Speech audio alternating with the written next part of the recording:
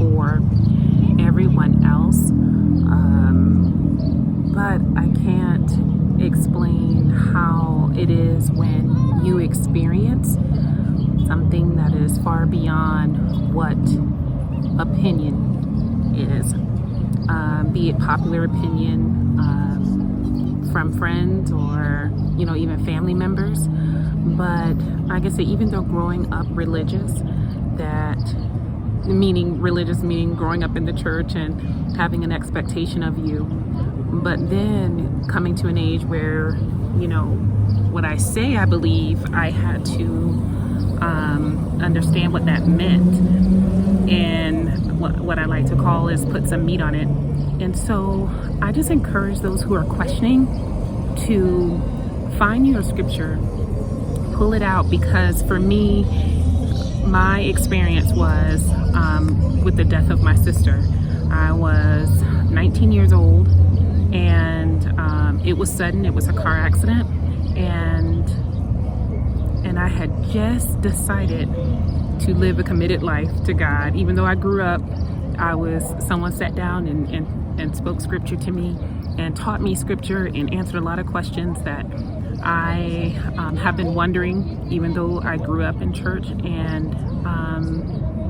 and tears came to my eyes. I remember reading the Bible and finding out what a Christian really is according to the Bible standards, and not anyone else's, not anyone's opinion, not grandma's opinion, not my mother or my father, or anyone. It was just, I found out for myself, and it was such a freeing experience. And so with the death of my sister, and having just made that decision on my own, without any pressure from anyone, but acknowledging that is what I wanted,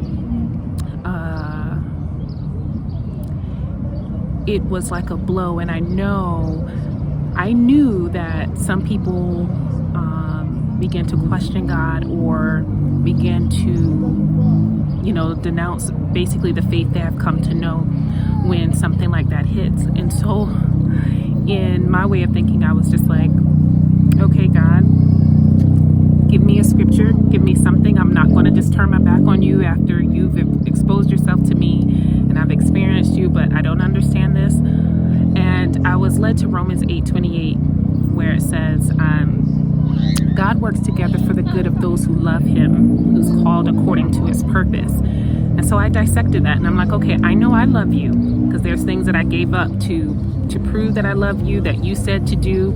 And like his scripture in 1 John 5:3 that says, to love God is to obey his commands, and his commands are not burdensome. And so I took on his commands and obeyed them. And it was a give and take, understanding him, and experiencing him through following his word. And so when I read Romans 8:28, I said, okay, I am one who loves you. I know what I've been called to do. And so in doing that, he says, I work together for the good of those who love him. And I said, okay, what you're not saying this situation of my sister dying is good, but you're saying you will work it for my good. And so therefore it gave me focus during that time. It gave me focus to think about and look for what can be good coming from this. And so I encourage you, just that first step is just taking something, that whatever you're going through right now in life, and finding something, going in the concordance in the Bible and finding a scripture that speaks to you, and say, prove yourself, show yourself to me, because that's what he did for me in that time. Situations with my dad, just seeing death grow there in our relationship. And no, it didn't get better, because my sister didn't miraculously come back to life. But what it did show me that his word is true. And during difficult times, and many difficult times to follow in life, but that was the stamping point for me, where I went to scripture and I saw that what I trusted and what I trusted him for, that's what it is. And so experiences continued like that, from miscarriages to later the death of my mom. But that is just to encourage those who are questioning Like, can I trust him? Can I believe in him? And no one can answer that for you until you really experience him. And that was my way of experiencing him, experiencing the Almighty Creator, that he took the time to show me that his word is true. And it's not only true for me, but it's true for you. So I hope this encourages you. I hope this starts a journey for you to experience God for yourself.